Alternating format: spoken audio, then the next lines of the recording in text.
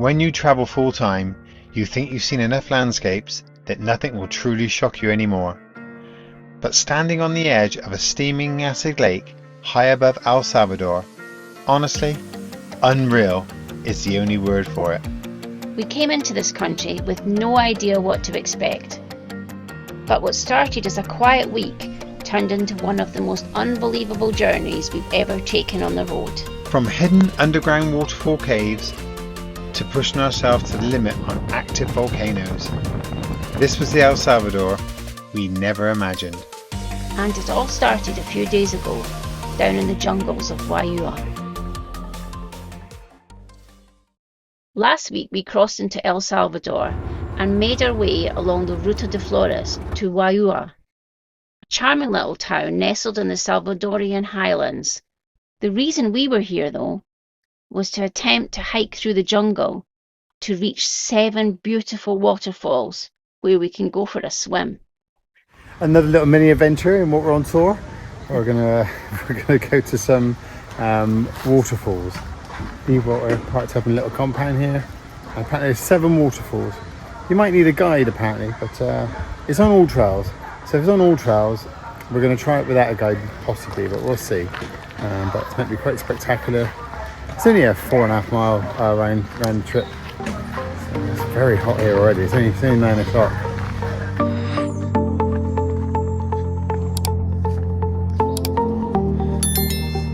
Wow. Proper jungle. Yeah. Waterfall number 1. This is our first one at Rainbox Waterfall. Rainbow. It is a kind of box, yeah. Look at the butterflies. And this is beautiful.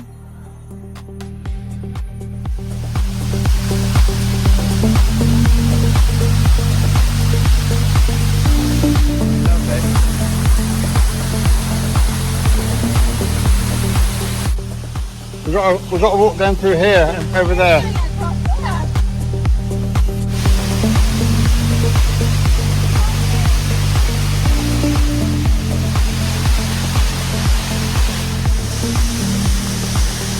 Wow! What? So yeah.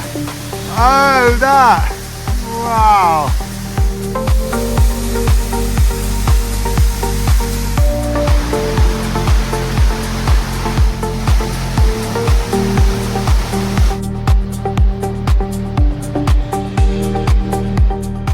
This waterfall, you definitely needed a guide, with ropes, harnesses and helmets.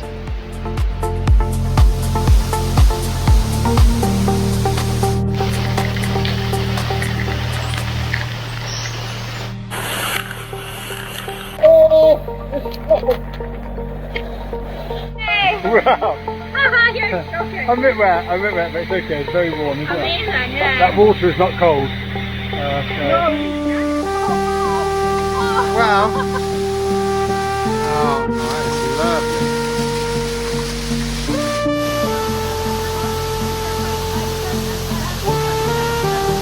You know what? It's really cold. Let's see if Eileen's right, see how cold it is.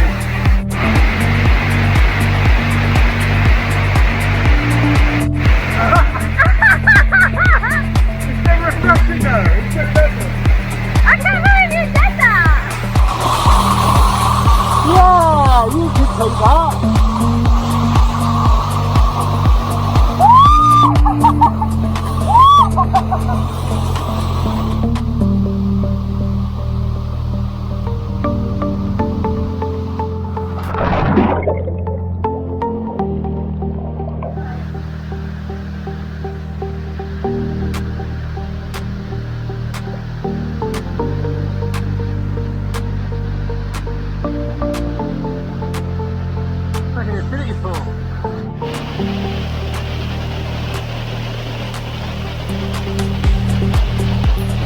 I've got you.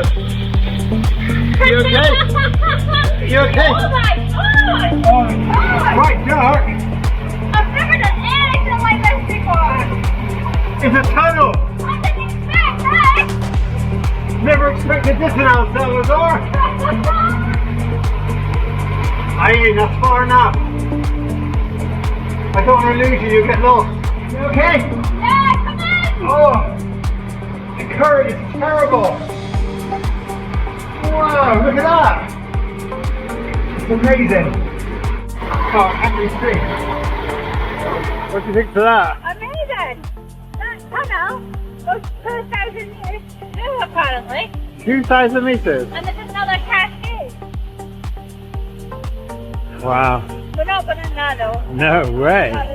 What? Spent two nights in this compound campsite. It was really convenient. It's a cute little town. It's time to move on. We're moving closer to Santa Ana, which is the volcano. We want to do the walk tomorrow. So we're going to get there today and get settled, but then get up early and do the volcano walk, which is really fab. Can't wait.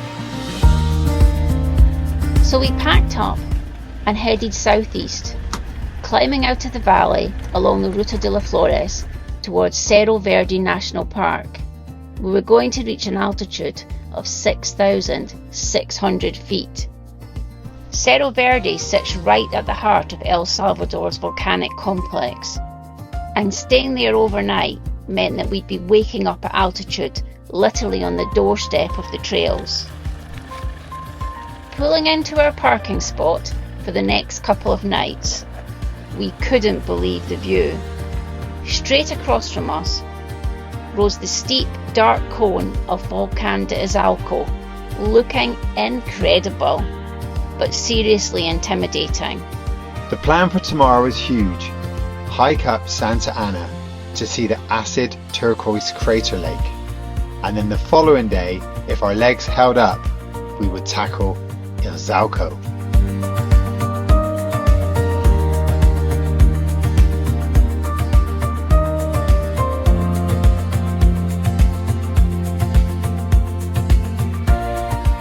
We're leaving Walter at the top. There's Walter, and there's our morning view. So those of you who follow us regularly will know that we always seem to pick up a dog. I mean, this dog, I haven't even fed this dog, right? I have no food. We woke up this morning, opened the door to the volcano, and this dog seemed to have taken a liking to us. Well, after a little 2-mile walk downhill, which is easy enough, we're at base camp. Hola. It's just here. This is where we wait for a guide, apparently. So we had to wait for a while for a guide. There's always a guided tour for this volcano, and luckily this nice family said we could share their guide, so we're actually sharing a guide, which is really lovely. How you feeling, Eileen? Early days just started. Yeah, alright. I found Eileen a stick. She loves walking with a stick, don't you, babe? Yeah, I like my stick.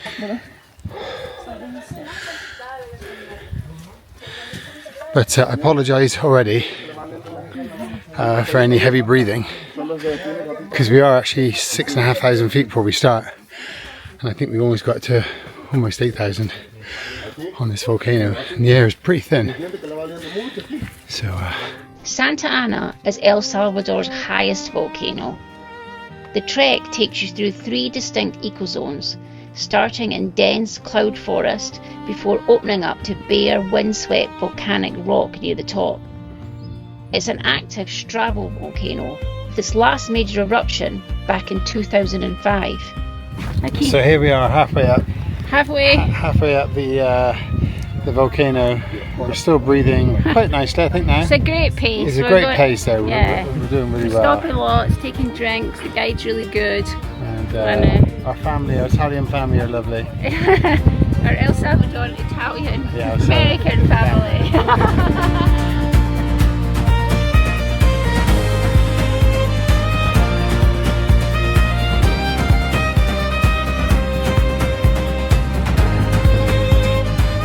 As we climbed higher and higher, the amazing thing was, from where we were stood, we could see the Pacific Ocean, way off on the distance, on the horizon.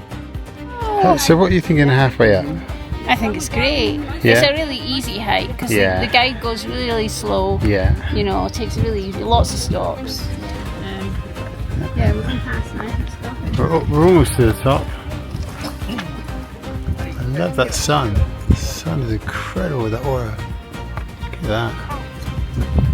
As we push up the final stretch, the smell of sulphur started to hit us before the view did.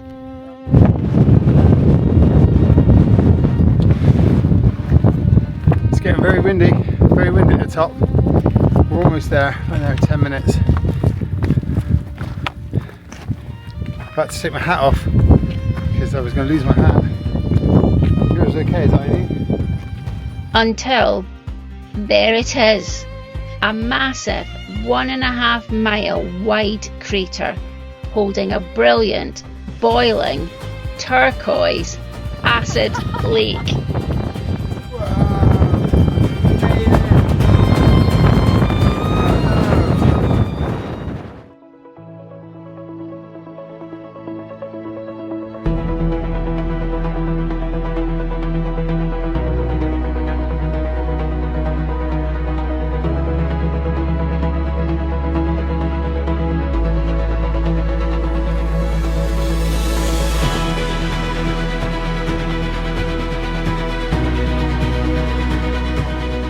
The water gets its vivid colour from dissolved sulphur and mineral deposits heated by the magma deep below.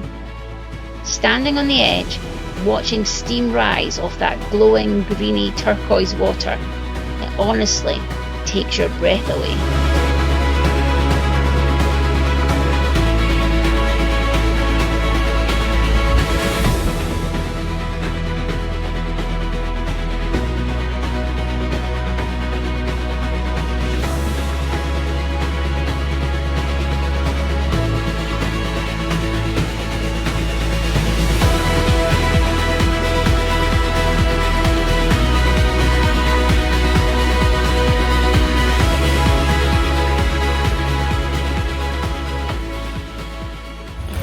Our dog made it up. He made it all the way up, this dog. She's quite lovely. We were one of the first parties up Santa Ana, and it didn't take long before it started getting really busy. It was time to head back down, and we were glad that we'd made the early start, because look at the route on the way up. Time for our evening view at Walter. Look at this view.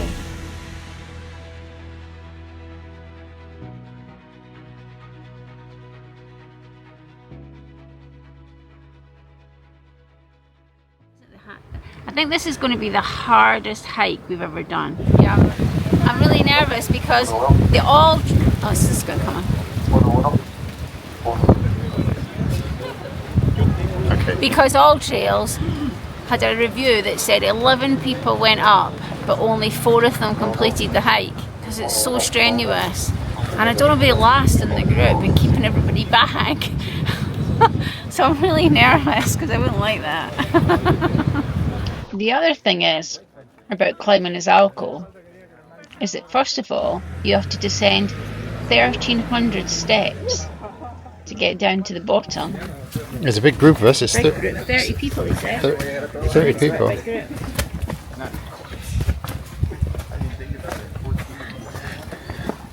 And he definitely said it's a race, and you've got to be there's 10 bucks. Whoever gets 5 the top. hours. He said it's going to take 5 hours. 4 or 5 hours. And yeah. it takes longer coming back.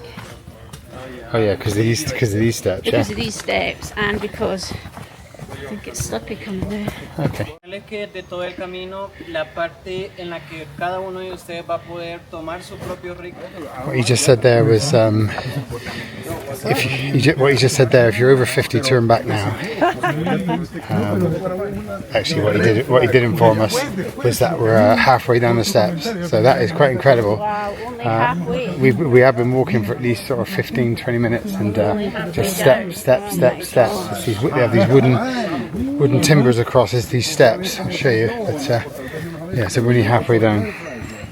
Wow. Okay, after 40 minutes really walking down these steps, we get to the base of the volcano and we're here. And that, my friends, is what we're climbing. really windy. We just started the climb. We're walking over these amazing rock, kind of lava rocks. It's incredible. Izalco is one of the youngest volcanoes in the Americas. Born suddenly in 1770, when a small vent started spewing lava and ash. For nearly 200 years, it erupted almost continuously. Its glowing fires were so bright that they could be seen far out at sea, earning it the famous nickname, the Lighthouse of the Pacific. You made it! Oh, how was that? How was that? I mean, that's now coming out wasn't as bad. No? It's quite steep. It's steep. Bloody brilliant. Oh, I don't know. Did it? Let's go. How long have we got? You said 40 minutes, I think. Are you on volcano watch? Volcano watch. Yeah. Santa Ana. Santa Ana. Cerro Verde. Izalco. And here. Izalco.